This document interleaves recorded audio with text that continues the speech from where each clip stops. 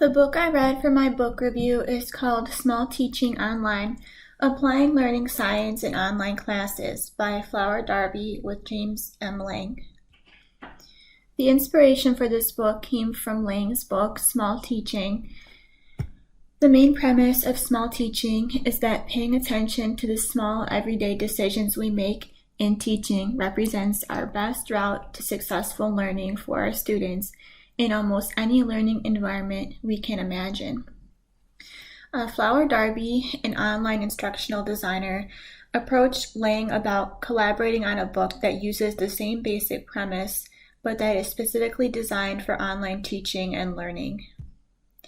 And so they wrote this book for college-level instructors with experience teaching in a traditional face-to-face classroom setting, but who are new to teaching online. It is important to note that this book is written for online instructors across disciplines, not specifically for writing. But after reading it, I can still see why Professor Krause considered assigning it for this class. This book is broken into 3 parts. Part 1, Designing for Learning. Part 2, Teaching Humans. And Part 3, Motivating Online Students and Instructors. I really like how each chapter is structured. They each include a section titled In Theory, written by Lang, and the other sections are all written by Darby. They are the introduction, models, principles, quick tips, and the conclusion. Darby provides examples of brief teaching activities, small course design modifications, and minor adjustments in the way teachers communicate with online students.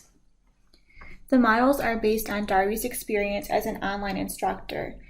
So for example, begin work on the final assessment in week 1.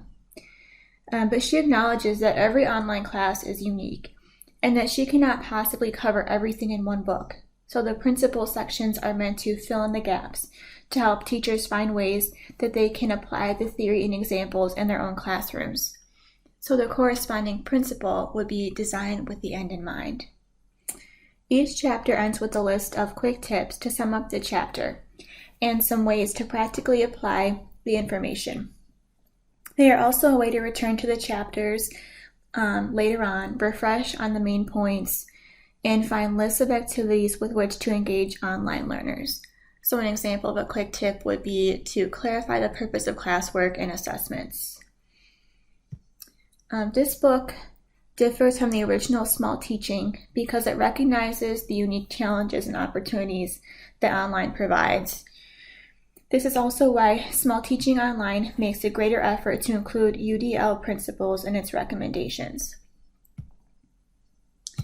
The authors also frequently draw from research done in the Meaningful Writing Project by Anne Ellen Geller, Michelle Otis, and Neil Lerner. I thought I would mention this because while this book is not intended specifically for writing teachers, it does use research that was funded by the 4 C's and relates directly to students' experiences with writing in the context of higher education. Darby frequently makes analogies in this book, especially those that draw from her experience as a dance instructor to explain how the premise of this book applies to online learning. For example, she shares how teaching both the arms and feet to a dance step can result in too much cognitive load. Similarly, she suggests that online teachers break up complex assignments and provide frequent feedback. Overall, this book covers many of the same topics we have looked at over the course of this semester. It reminds me of the PARS book in particular. This is because Small Teaching Online is structured in a way where similar points or topics are threaded throughout the whole book and do not necessarily fall under one specific part or one specific chapter.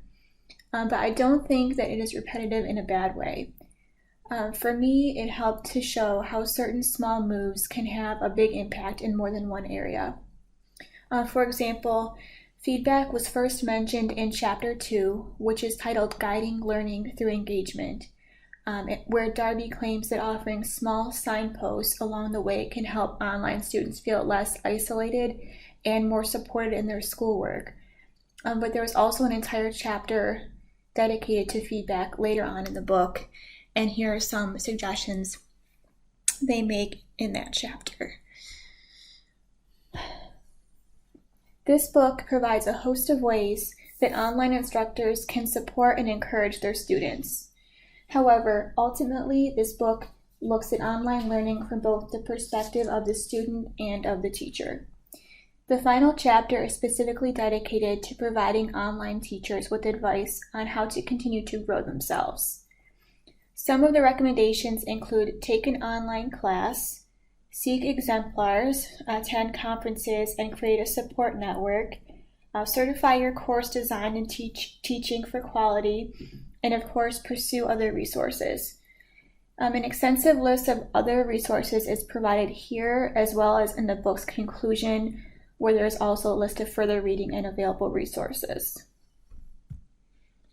Would I recommend this book? I would definitely recommend this book to the author's intended audience, as well as to more experienced online teachers who might want to try something new or just want to refresh. As I mentioned before, I really like how this book is set up because it makes it very easy to find exactly what you are looking for. I would also recommend this book even for a class like ours where not everyone has much experience teaching. For us, it's important to remember that this book is not specifically written for the teaching of writing or for a first-year composition class, and so not all of the recommendations will be as helpful as others. However, I did see a lot of overlap between the readings we have done for this class and what was discussed in this book.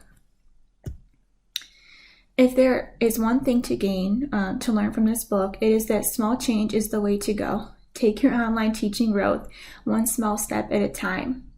The authors also stipulate that it is actually not desirable to take on too much at once. It sounds so simple, but it really requires a change in one's mindset. I did not read Lang's book, but I do believe that this book probably had a lot to contribute to his discussion of small teaching techniques. Darby explains how online teaching and learning is unique. She offers plenty of solutions that both support Lang's premise and also especially benefit students and teachers in an online setting. Darby makes it very clear that her models and principles can be uniquely applied to online. Overall, I'm happy that I read this book and learned how Lang's small teaching techniques can make online learning a better experience for both students and teachers.